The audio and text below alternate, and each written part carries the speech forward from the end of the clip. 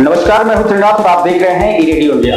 मेरठ क्रांति धरा है और यहाँ पर तमाम ऐसे लोग हुए हैं जिन्होंने राष्ट्रीय स्तर पर मेरठ को न केवल आगे ले गए बल्कि अंतर्राष्ट्रीय स्तर पर परचम लहराया है। हमारे बीच डॉक्टर ज्ञानेंद्र कुमार शर्मा जी हैं, रिटायर्ड जस्टिस हैं, डिस्ट्रिक्ट जस्टिस रहे, कई जगहों पर इन्होंने अपनी सेवाएं दी है। अगर बात की जाए मेरठ को आगे ले जाने की तो एक ऐसा सिस्टम, एक ऐसी एकेडमी लॉन्च की है हाल ही में जिससे न केवल आने वाले जो जजेज हैं उनको एक बढ़िया ट्रेनिंग मिलेगी बल्कि हमारे देश को मजबूत और मानसिक रूप से स्वस्थ जजेस की एक उत्पत्ति होगी। बहुत बहुत स्वागत है सर आपका। धन्यवाद। सबसे पहला सवाल यही है कि इतना एक लंबी जर्नी हुई आपकी, इस जर्नी में आपने क्या कुछ खोया है और क्या कुछ पाया है?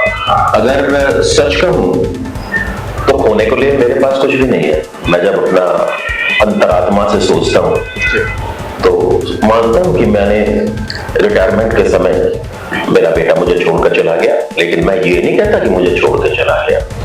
जब वो जा रहा था उसके हाथ मेरे हाथ में था।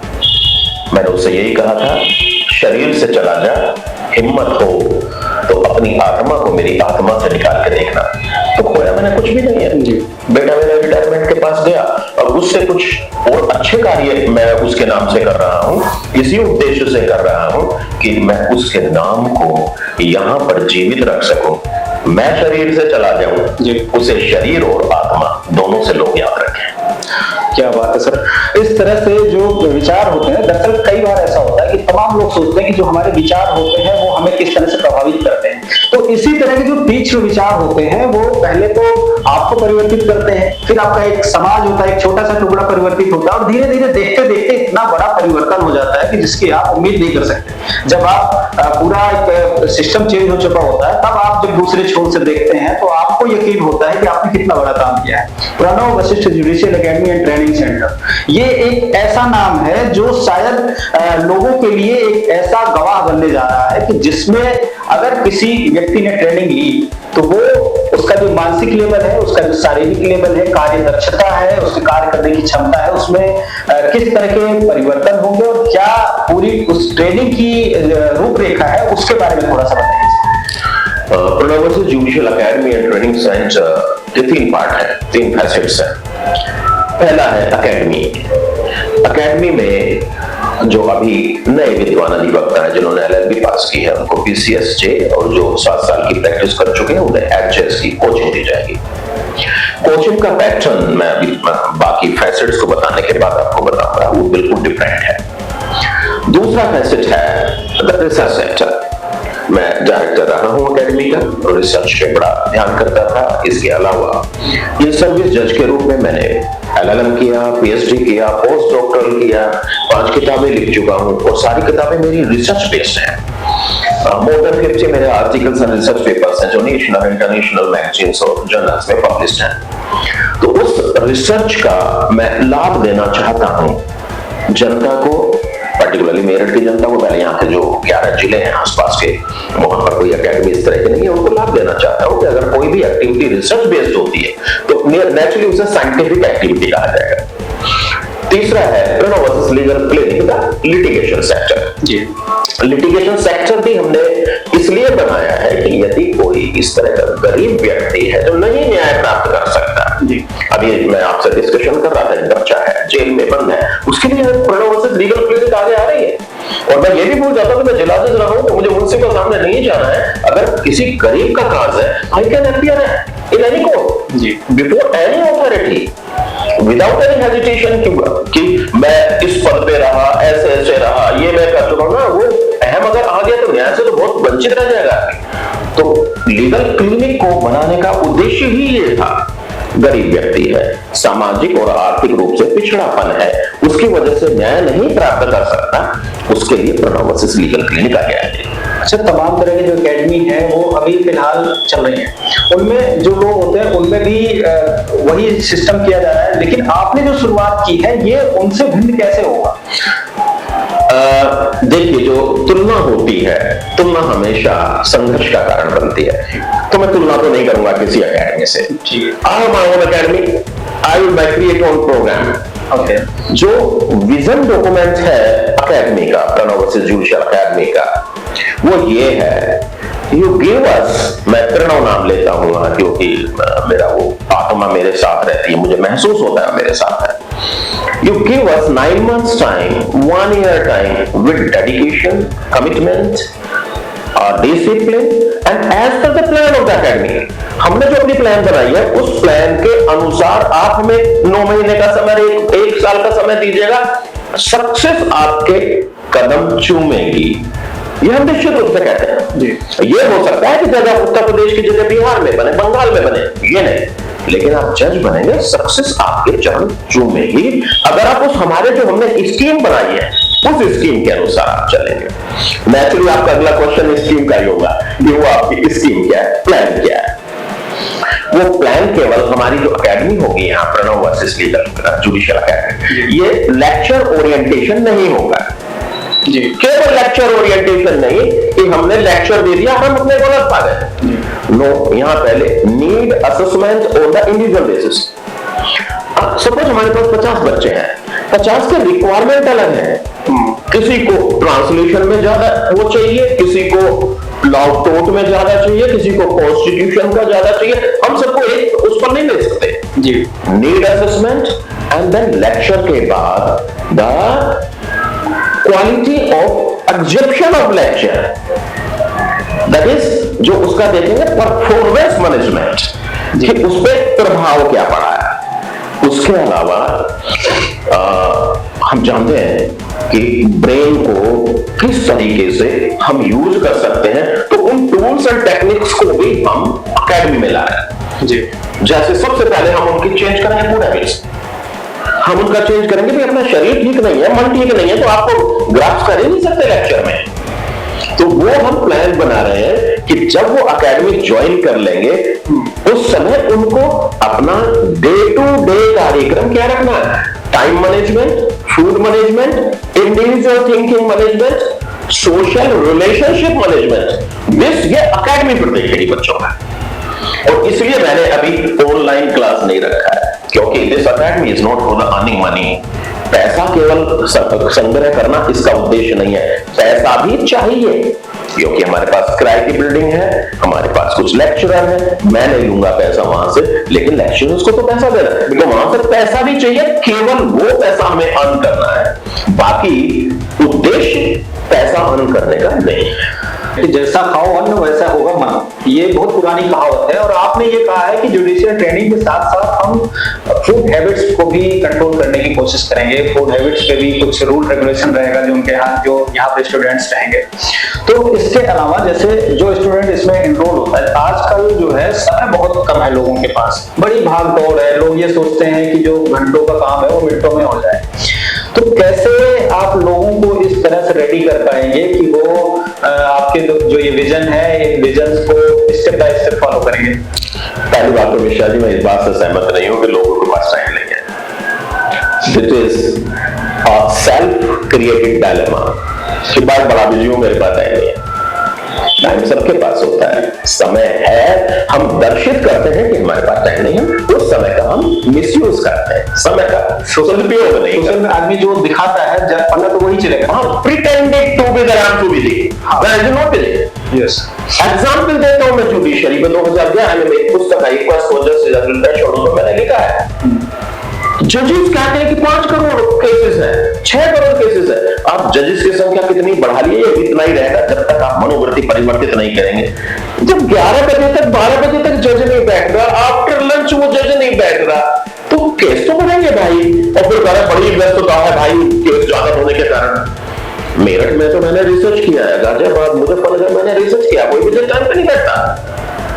मेन बात ये होगी कि आज 50 केस लगे आज मेरे पास, ये नहीं देखना 50 केस लगे, ये देखना है कि ये कितने हैं, आपने सुबह से शाम तक किए कितने हैं, तो ये इस फीलिंग के साथ, इस फीलिंग के साथ। दूसरे केवल लेक्चर नहीं, दूसरे मेरा अपना Pranav versus legal judicial academy का ये एक आइडिया है कि हम उनको मटेरियल प्रोवाइड नहीं करेंगे कि हमने किताब से मटेरियल बनाया, किताब छापी, एक मटेरियल और छाप दिया, एक किताब से दूसरी किताब छापी, मटेरियल के ऊपर को प्रोवाइड कर दिया। No, we will give the lectures we will provide the books. मैंने लाइब्रेरी सबसे पहले जितना मेरा बड़ा लेक्चर हॉल है उससे बड़ी बड़ी लाइब्रेरी है, वहां बैठ के बच्चों को पढ़ने की व्यवस्था है, सारी पुस्तकें दुनिया जहां की वहां पर है। इसके अलावा Manupatra online, supreme court online, all England reporter online, जैसे आपको प्रीवी काउंसिल का जजमेंट मिल जाए वो हमारे पास वहां है, पढ़ने की व्यवस्था है।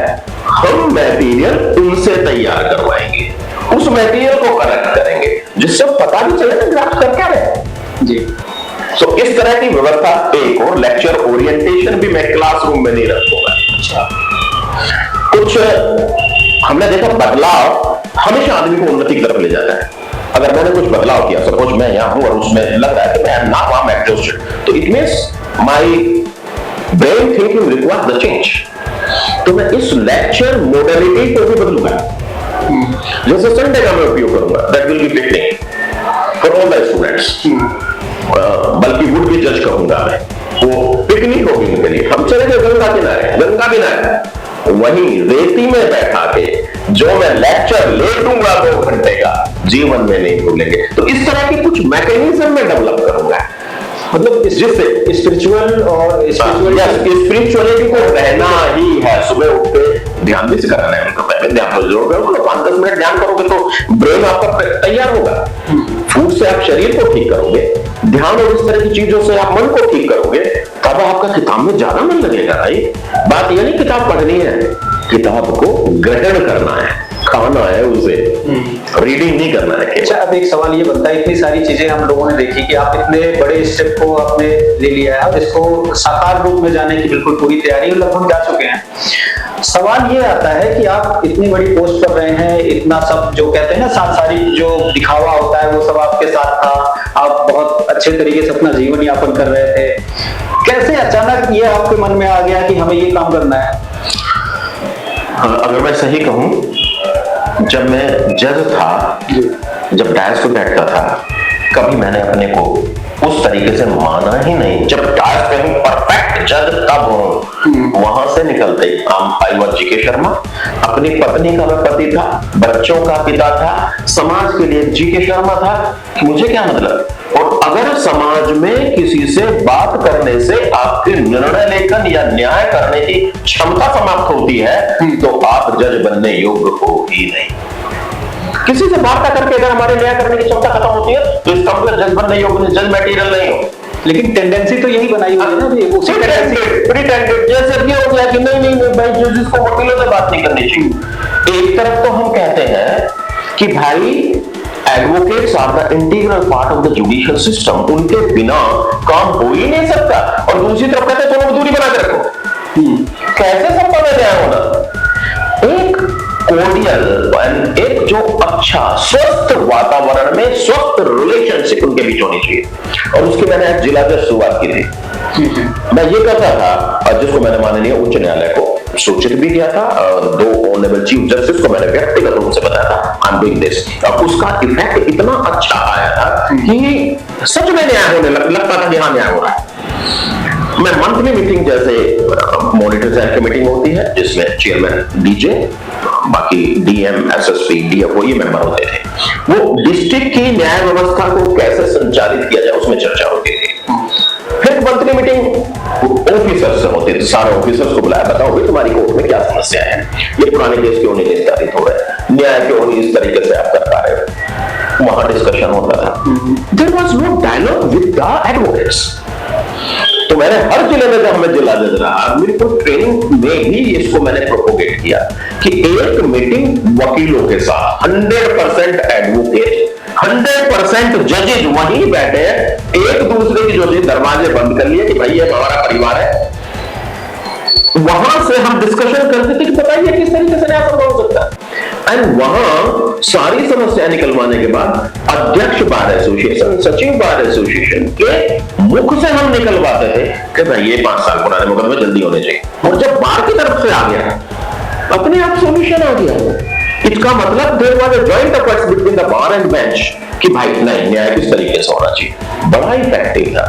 कुछ और इस तरीके के मैंने निकाले थे कि जैसे अगर छुट्टी जा रहा है, अरे एक आदमी यहाँ भी दूर दराज से आता है, गरीब व्यक्ति है, पहाड़ की तो और ही भी पिथौरागढ़, बागेश्वर, अल्मोड़ा, इस पूरी गढ़वाल में मैंने सेवाएं दी है।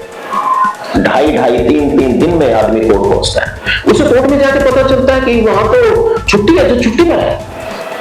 एक मैकेनिज्म मैंने डेवलप किया जो मैंने अपनी कोर्ट में इंप्लीमेंट किया, एंड बाकी जजेस को भी कहा इसको इंप्लीमेंट करें कि अगर मैं छुट्टी पर हूं तो मैं पहले आदेश करूंगा, अगर इमरजेंसी जाना पड़े तब तो मजबूरी, लेकिन अगर मेरा प्लान है पहले से कि 10 दिन बाद मैं छुट्टी पर जाऊंगा, 10 दिन पहले मैं ऑर्डर कर दूंगा, इस दिन मैं छुट्टी पर रहूंगा। अतः कोई भी वादकारी उस दिन उपस्थित ना हो। एक स्टाफ को बोल दिया कि भाई सभी वादकारियों को फोन पर, उनके वकीलों को फोन पर बता दो, आने की जरूरत नहीं है, उनके इस केस की डेट अब इसकी जगह ये होगी है। सो एक स्मूथ सिस्टम था, जनता के लिए लाभकारी था। एक जब एमएससीटी केसेस मेरे पास आते थे तो उसके अगर विकलांग है वो आता था तो विकलांग को आने में तकलीफ होती थी। जज नीचे उतर कर जाकर देख रहा है गाड़ी में पड़ा हुआ विकलांग है कि भाई ऊपर नहीं आ सकता कोर्ट में, तो जज वहां जाके उसका वेरीफाई कर रहा है कि हाँ ये है, अच्छा देता है। I pass an order कि किसी भी विकलांग को कोर्ट में आने की जरूरत नहीं है। The court employee on the expenses of the government shall go to his house। Court का एम्प्लॉय जाएगा उसके घर पर, वहां वेरीफाई करेगा, वहीं चेक दे आएगा। तो अंतर कुछ भी नहीं था, केवल एक दिमागी परिवर्तन की बात थी। तो इस तरह के नयापन हमने लाने का प्रयास किया। अब कहां तक सफल हो पाए ये तो वहां की जनता बताएगी, जिन जिन स्टेशन पे मैं रहा हूं, लेकिन वहां के वकील बताएंगे, जनता बताएगी। सवाल तो ये भी है ना कि जिस चीज को आपने इजाद किया उसको आपने कितना अनुभव किया, आप कितना ऊपर तक उसको लेके गए। मेन बात यह है कि मैं इंप्लीमेंट कराया उनको और बस मुझे प्रसन्नता मिलती थी, यही मेरी सफलता थी। जब मैं ऐसा काम कुछ करता था ना, एक विकलांग के लिए मैंने भेजा, अल्मोड़ा में जिला जज था, वो पिथौरागढ़ में रहने वाली थी महिला, बैड सोर्स हो रही है, तो जब जो मैंने एम्प्लॉइज को भेजा था अलॉन्ग विद, मैंने कोर्ट का वो भी लगभग बनाए, कमिश्नर भी बनाया, उन्होंने आके जो फोटो दिखाए थे मन को बड़ी प्रसन्नता मिली कि अगर मैं इसको यहाँ बुलवाता तो सच में इनके साथ अत्याचार होता। तो मुझे प्रसन्नता मिलती थी ऐसे कार्य करने में। जैसे दो होता था एक्यूज का खड़ा होना, मैं नहीं खड़ा करता था एक्यूज को, उसको बैठने की व्यवस्था, पुलिस वालों को बैठने की व्यवस्था। ह्यूमन बीइंग, हम मानव अधिकारों की बात करते हैं, लेकिन देखो ना मुझे सुबह से शाम तक एक बैग पे खड़ा है, it is not possible for a human being to stand like this, तो उसको मैं वहीं चेयर प्रोवाइड कराता था। अच्छा, इस तरह की व्यवस्थाएं परिवर्तन करने का प्रयास किया तो नेचुरली लोगों को कोर्ट में आने में आनंद आता है। अदरवाइज कहावत यह है कि भाई कोर्ट कचहरी से भगवान बचाए। अच्छा, ये सिर्फ मैंने भी बहुत बार ऐसी धारणा बना ली थी कि अगर आपको न्याय पाना है तो आप कोर्ट मत जाओ बल्कि आपस में बैठ के सुन। yes. और दूसरा एक धारणा और बनी है कि अगर आपको किसी को परेशान करना है तो कचहरी चले जाओ। बिल्कुल देखो उसका कारण ये है, मैंने तो अभी 40 साल पूरे जुडिशियल सिस्टम में किसी न किसी रूप में जुड़े हो गए, क्योंकि खौफ नहीं है। एक आदमी न्यायालय के समक्ष गीता पे हाथ रख के कुछ भी बोल जाता है और वो जज उस पर एक्शन नहीं लेता, वो तूने झूठा साक्ष्य दिया है। अगर 2-4 केस में कोई कोर्ट कर देती है तो फिर वहां साक्ष्य झूठाना बंद हो जाता है। अदरवाइज आता है झूठा साक्ष्य आता है, कह जाते हैं, ये फिर फिल्टर करना पड़ता है, जिसको करता है फिल्टर। जब 2-4 प्रश्न पूछ सकता है, 165 एविडेंस है तो बदल गया उसका धारा कि उसमें ये है कि जज can ask any question to any person at any time even of absurdity nature. एक कर्मठ व्यक्ति होगा प्रणव वशिष्ठ फाउंडेशन, और उसमें हमने काम करना शुरू कर दिया। मैंने प्रणव के लिए एक मकान बनाया था नैनीताल में, वो हमने प्रणव को दे दिया, उसको कन्वर्ट किया रिसोर्ट में, और उससे जो आएगी प्रणव वशिष्ठ फाउंडेशन को जाएगी, हमें। तो एक काम ये हुआ। दूसरा काम गौशाला का, इसको लार्ज स्केल पर गवर्नमेंट की ऐड लेके, गवर्नमेंट से मदद लेके, गवर्नमेंट की स्कीम्स हैं, एक वो खुलेगा, गौशाला खुलेगी, 100 गैयाएं हो, 200 गैयाएं हो, इसमें बहुत सारे हमको लाभ मिलेंगे। हमें आध्यात्मिक लाभ मिलेगा, हमें मानसिक लाभ मिलेगा, हमें आर्थिक और सामाजिक लाभ मिलेगा, वहां से अच्छी खासी आय आएगी। और वहां पे बहुत ज्यादा एम्प्लॉय लगाने की जरूरत नहीं है, जो व्रत के बहुत सारा काम कर लेंगे। गैया को क्योंकि हम कहते हैं ना व्रत हो गया, अरे इसके हाथ से गैया को खाना खिलवाओ, अरे भाई गैया वही खाना खिला दे, चलिए गुरुवार खिला दे, बुधवार के दिन दे जाओ। आध्यात्मिक लाभ नहीं मिला। गैया का दूध अमृत होता है, भैंस का दूध नहीं है, गैया का दूध है। 2-3 काम होंगे एक साथ में, सामाजिक भी, आर्थिक भी, आध्यात्मिक भी, मौलिक भी, नैतिक भी, सारे वहां उस काम हो। सर क्या है, आदमी में दिन और एक समय नियत कर रखा है कि फला काम इस टाइम में करोगे तो बड़ा अच्छा होगा। जैसे अभी महाकुंभ चल रहा है कि भाई इस योग में जाओगे तो बड़ा अच्छा होगा। और इसी तरह से लोगों ने दिनों को बांट रखा है कि मंगलवार हनुमान जी का हो गया, सोमवार शिव जी का हो गया, गुरुवार जो बृहस्पति भगवान का हो गया। और अब इसको सुन के ऐसा लगता है कि भाई क्या बुधवार को अगर हनुमान जी से मिलना चाहे तो नहीं मिल पाएंगे क्या? आप सेम वही चीज कह रहे हैं कि भाई हम कोई भी काम किसी भी समय कर सकते हैं, उसका कोई ऐसा रूल नहीं, कोई ऐसा मानक नहीं है कि आप मंगलवार को ही अगर व्रत रहेंगे तो हनुमान जी प्रसन्न होंगे। सेम चीज, सेम कॉन्सेप्ट है कि आप अगर सेवा करना चाहते हैं तो आप किसी भी वे में कर सकते हैं। जैसा कि सर ने एक नई शुरुआत की और नए तरीके से इसको लॉन्च किया। तमाम लोगों के दिमाग में हालांकि ये सारी चीजें चल रही है, गुरुकुल व्यवस्था ये सब, लेकिन ये जो जुडिशियल एकेडमी में पुरानी परंपराओं को डालने का काम है, ये एक नया पैटर्न है, नई तरीका है। और इस पैटर्न के सूत्रधार आदरणीय डॉक्टर ज्ञानेंद्र कुमार शर्मा जी हैं। और मुझे लगता है कि आने वाले वक्त में जो सर की मानसिकता है कि जो जज होने चाहिए, जो हमारी जुडिशियली सिस्टम होना चाहिए, सिस्टम तो बहुत दूर की बात है, लेकिन उस सिस्टम को जो रन करना, जो उसका जिम्मेदार है, एक तरीके से सामूहिक तौर पे देखा जाए तो जज को ही माना जाता है कि जो सीट पर बैठा हुआ है। तो वो उसकी मानसिकता अगर प्रगाढ़ होगी, मजबूत होगी, जनता से जुड़ने वाली होगी, तो मुझे लगता है कि बहुत परिवर्तन आना पड़ता है। और इस सिस्टम को आप आगे ले चलिए। जैसा भी लोगों की जो सहानुभूति है, जो लोगों का सम्मान है, सहयोग है, वो सब मिलता रहेगा। और बहुत सारे ऐसे टॉपिक हैं, जैसा कि सर ने कहा कि अभी जुडिशियल के अगेंस्ट जो उनकी खामियां हैं, उनके अगेंस्ट बहुत सारी इन्होंने किताबें लिखी हैं, राइटर है सर, तो इस बारे में भी अलग अलग वीडियोस में हम लोग चर्चा करेंगे। आज बात थी प्रणव। एक चीज मैं कहना चाहूंगा कि केवल खामियों को उजागर नहीं करना है जी, हमें क्रिटिसिज्म से बचना चाहिए।